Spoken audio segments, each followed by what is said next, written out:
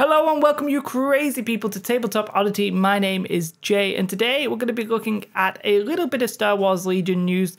There's not loads of it and it's small little tidbits, so unless you're very into the game, whether or not this will interest you or not. What was happening in Spain, there was a convention like a gaming show or something like that, and somebody had, well, I think FFG must have brought the Star Wars Legion box.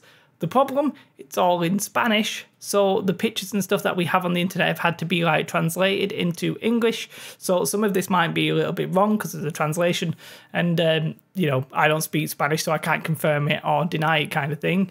And so there's been a video of it, which I'll put in the link in the description below and that kind of stuff. But I'm going to talk to you through some of what I think are the most important or the most relevant new bits of information that we've learned. So let's go. So this is the video. I've got it all on mute and stuff like that. I will put a link below because, it's a Spanish channel. I don't necessarily understand it, but maybe you will. And it's got a lot of interesting footage, that kind of thing, and it's only fair they made the original content kind of thing, so do try and show them some support. But here you can see some of the books. It's all in Spanish, obviously, as I said, so do keep that in mind. But yeah, very interesting. We'll get through to some of the new little bits of information that I think are relevant. So one of the first things that was translated was about the alert action. Alert action, I think, is the Overwatch action. Apparently only infantry units can perform the Overwatch action. Keep in mind, again, some of the translation might be a bit off. We think that it only triggers when an enemy unit activates within range 1 or 2 of the unit that has Overwatched. So we weren't necessarily sure when you could use it or what it was for, but now we sort of getting a little bit more long-term confirmation of what that is. If you have Overwatched, but you get a suppression token, you lose your Overwatch, apparently, according to this. Also, if you make a move, you also lose your Overwatch token. So we think that Overwatch actually will keep going indefinitely until either those conditions are met or you actually use your Overwatch to shoot at somebody.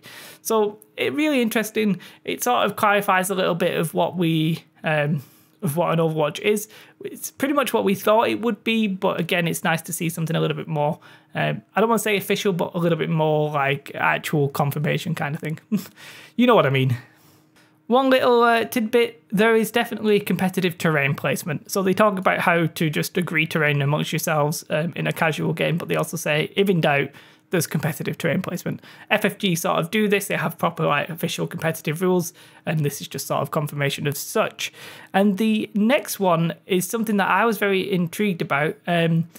The lowest pointed player gets to pick to be either blue player or red player. It's not that they definitely just are assigned blue player, they actually get to choose. If it's equal, basically there's a coin flip, and then whoever wins a coin flip then gets to choose. So the way that we think the battle setup is going to work is that, say, each of the conditions, say the weather or each of the objective cards, they're all going to get mixed between themselves, so the objective and the things are separate. They're going to get shuffled, then you're going to draw 3 of each, and then the blue player is going to remove 1, the red player is going to remove 1, and the one that's left is the one that you play. So there seems to be like a soft confirmation of that in this in the Spanish set. This one was really interesting to me. So basically, the commanders have play these cards and they've got certain pips on. The lowest pip is the person who gets to activate first. So what happens if the pips are equal? Well, a lot of people were saying that it would just always be the blue player, the person who had the lowest points. So we see that that's probably not the case. It is in fact going to be random, but the way it's going to be random is a little bit weird. They say that the person who has the round indicator gets to roll the dice. The chance seems to be 50-50 as far as I can tell. I think a red defense dice is 50-50, so I'm not 100% sure of the point of having it be like a turn indicator, like a round indicator, but I think that'll be relevant for other things. But again, it's nice to see that if we both play a 2-pip card, it's not guaranteed that one person has it over the other. It is actually just random chance. That, to me, would have possibly been very overpowered for the blue player if they always just went first on a tie, because you could make your list around that. Interesting in one hand, but possibly abusable in the other. So I'm quite happy, I think, with that. One little thing here that I hadn't properly considered, but if you lose all of your commanders, you can only have 1 or 2 in a competitive game. It's not that you then become unable to issue commands. You actually just assign a new leader. Now, it has to, I think, be an infantry leader. So like a commander of like a unit leader has to be one of them in an infantry unit. But at least you still get to play your pips, play that side of the game, and issue commands in whatever order you choose fit. So interesting to me. The next important thing to note to me, and if I'm reading this correctly, it's very interesting, is how we deal with a situation when you have more than one gun or type of gun. So like an infantry unit can take an upgrade. That upgrade might have a different kind of shooting ability. But can you shoot the same unit? Can it shoot a different unit? What order does that happen? Well, in this list that somebody's translated, it seems to be what will happen is, let's say you've got a unit who can shoot different guns. You have to declare which one your first gun's going to shoot. Then you have to declare which one your second gun's going to shoot before you roll the dice. So that's interesting to me because you can't like declare one, see if you kill them, and then shoot at the same one if you've not killed them, or shoot somewhere else if you have killed them. You have to decide at the point of shooting, which it's an interesting mechanic. Normally you would say like just shoot one, or they all have to shoot the same one, or you shoot one and then you shoot the other afterwards. But no, in this case here, it seems that you declare your targets first and then roll your dice. If I'm misreading that, I'm misreading it, but that's the way I read the situation. Again, the Spanish translation may not be 100% accurate. There could be something we're missing there. Next thing is vehicle damage.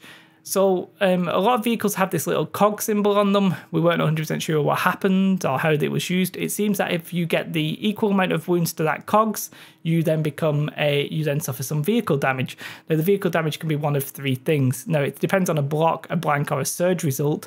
On the block, you become damaged. This basically means that you roll a white dice each turn. If you get a blank on your dice, you actually receive 1 less action for that activation. But then the next turn you just roll another one. If you roll a blank for the whole of the red dice, I should say, you become disabled. Now a disabled unit can't move backwards and it takes 2 actions to move. So quite bad. And the last one, if you get a surge, one of the weapons becomes destroyed. So if I'm the guy with the vehicle, my opponent decides what one of my weapons is destroyed. Very interesting. Might add a little bit of tactics to the situation. And finally, the last thing we see is ion tokens. Now, it seems that an ion token, some weapons have ionizing ability, shall we say. They'll assign an ion token if they suffer like a wound or what have you. We knew it would be for vehicles due to other games and that kind of things, but we didn't know what effect it would have in Star Wars Legion. Now, it seems that if you get 1 ion token and then you activate, you lose 1 action. If you have 2 ion tokens, you would lose 2 actions, up to a maximum of 2. And then all of the ion tokens go away. So it only happens for 1 round. But it means basically you can try and hinder a vehicle for 1 round. And, you'd have to do the same the next turn. So it adds a lot of, like, tactics in that sense. And to me, sort of feels a little bit like rock, paper, scissors. Ion tokens are going to do well against vehicles. Vehicles will probably do well against infantry and, that kind of thing. We'll go around in a circle, presumably. But interesting to see what ion tokens probably do. Again, Spanish translation may not be 100% accurate. So, I mean, there we have it. That's what we've learned so far, or what we think we've learned so far from the Spanish translation of the rule book. Very interesting. I'd say we're getting to a situation where we could probably play the game. If I had like enough Imperial Assault models, I'd probably wipe them on the table and be fairly confident now. I think we're getting quite close to that stage. I'm very intrigued I'm very happy about the commander pips not just being always one side. I thought that might be a little bit overpowered. The rest of the rules are pretty much what we thought they would be, but to me it always seems to be that it's adding a little bit of, I don't want to say complexity, but intrigue and interest. Like, these these rules seem to be adding on, more interest to the game without necessarily making the game overly complicated. And yeah, I'm pretty happy with the way everything's turning out so far. And yeah, if you like this video, do like, subscribe, share, whatever, all that kind of jazz. sorry again if this isn't the kind of video you want to see. It's a little bit awkward because we're getting like small little releases. Like in X-Wing, the people who release the X-Wing information are FFG. They'll do an article or something. In this case, we've had like a little bit of a leak from an unofficial source, and we don't necessarily know all of the information that it contained is true because it's a translation. I can't even see it for myself, kind of thing. I can't understand it myself. So do keep everything you've seen here today with a pinch of salt, but it sort of supported everything we thought already. So I'm confident most of this will be correct enough. Yep, as I said, like, subscribe. Have a beautiful day. Sorry if this video seems a bit weird. I had to record it twice because the first time I completely wrecked the audio. So I might be a little bit annoyed, but do forgive me. Have a beautiful day and goodbye. Bye.